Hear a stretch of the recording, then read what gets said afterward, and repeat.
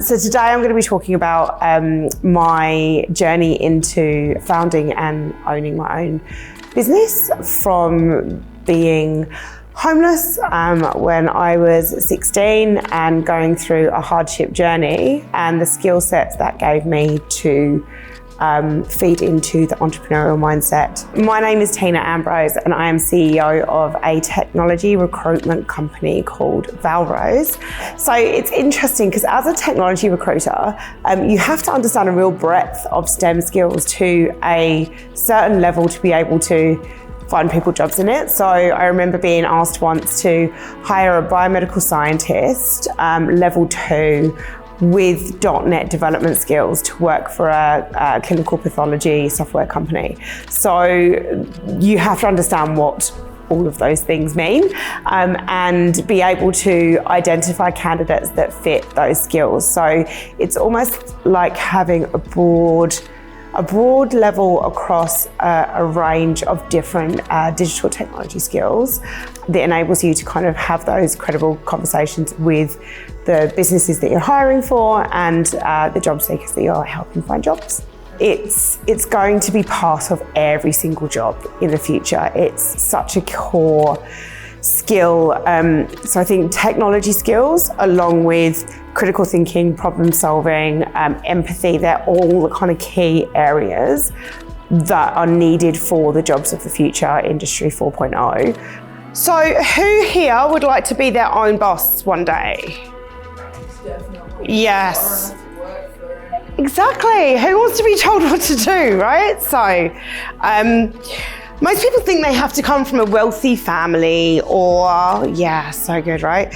A wealthy family or be at the top of their class to run their own business. And I'm not gonna lie to you, don't get me wrong. If mummy and daddy gift you a business to run, it helps, right? But that's not always the case. And I don't think it makes the best entrepreneurs, personally.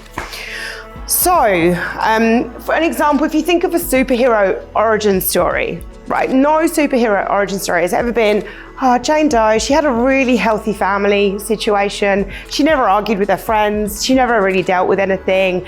Life was all rainbows and butterflies and roses. So she decided to become a superhero. Doesn't happen. So superheroes come from hardship. Superheroes aren't formed through good experiences, and it's very similar with entrepreneurs, and I'll come on to why. So my entrepreneurial mindset helped me become a founder and CEO of my own technology recruitment company called Ambrose.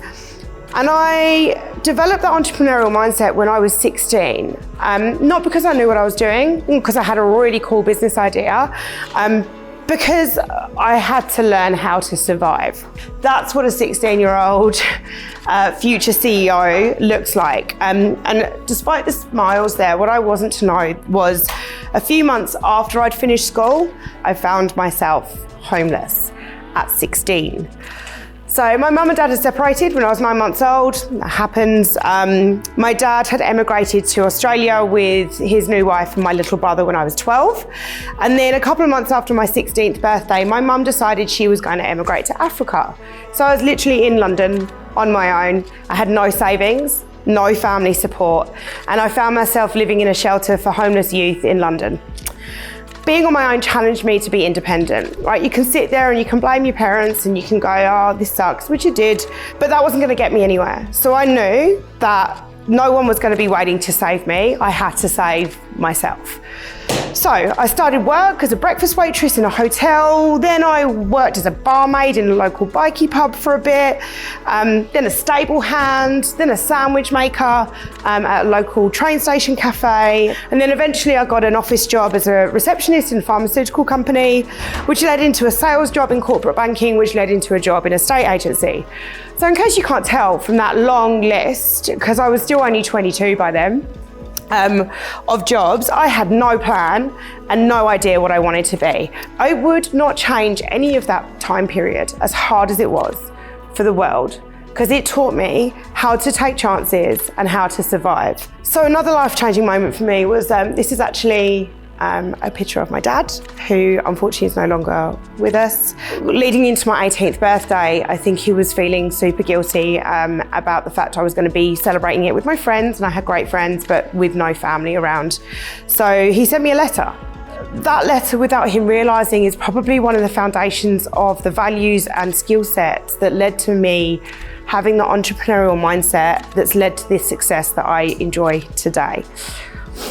So I'm going to share some of this with you now, if you don't mind. So he taught me about resilience, and this is the number one thing.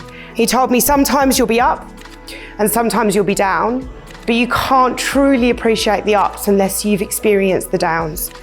He taught me about confidence, and he said, draw your own lines firmly and clearly. This is all about being a strong personality. He says, set your own goals and path in life. Don't let anyone lead you. He taught me about growth mindset, and he said, never stop learning by your own mistakes or the mistakes of others around you, because mistakes are the one thing the human race will never have a shortage of. And he taught me about empathy and said, measure tolerance by the way you would want to be tolerated yourself. And finally, he taught me about adaptability. And he told me some things that will arise that are out of your control, Tina, and when they do, accept them, live with them, and learn by them. When your mind starts to think about what could go wrong, flip that through to what if it went right? So from a combination of a rough start, the wise words in my dad's letter, and a bunch of different jobs that I learned from, in 2006 I found a career I loved, and that was a technology recruiter. And I worked at the same company doing that for 10 years. Like, I get to hear business stories and why they came about. I get to hear people's origin stories, what makes them who they are today and what they're hoping to be. And I find that really cool. And some of the really interesting placements, I've made thousands and thousands over the past 15 years. So after doing that for a very long time for other people, in 2018, I was like, I'm gonna open my own technology recruitment company. So I used my savings that I'd got together over the past 15 years, and I decided to call it Valrose. And the reason I called it Valrose is my surname is Ambrose. My dad's surname was Ambrose, and this is a little tribute to the Ambrose values and that letter he wrote me that day that still sticks in my mind, and I remember every time I look at the business name that I have there. So I now have a team of 8 people working for me, and I am so lucky for the hard work that they put into our business every single day, to our mission to add value to every person and company we deal with. And I'm super proud to say that together as a team this year we hit the $2 million annual revenue mark. To everyone in the room today, maybe your origin stories are just beginning, maybe they've already started and you've had to deal with some difficult things in your life already. All I can say is just enjoy this crazy roller coaster of a life. There's going to be ups, there's going to be downs, and when it comes to school, choose the subjects that you enjoy, because they are the ones that you will get the good grades in because you enjoy doing them. If I could go back in time, at the beginning of my career in recruitment, I think the biggest advice I would give myself would be that it is okay if not everyone agrees with you and likes you. The biggest advice I'd give to students is every single thing that you go to do, whatever job that is, whatever level that is, whatever training that you do and choose, it all feeds into the next stage, right? It's all useful, it's all relevant, and just make sure you have your eyes open and you learn from every step. So whether that is working as a sandwich artist in Subway, or going to TAFE to learn hairdressing, or going to TAFE to learn digital technology, like whatever that looks like for you, even if that's not your final career, just make sure that you throw yourself into it fully, enjoy it, and learn from it.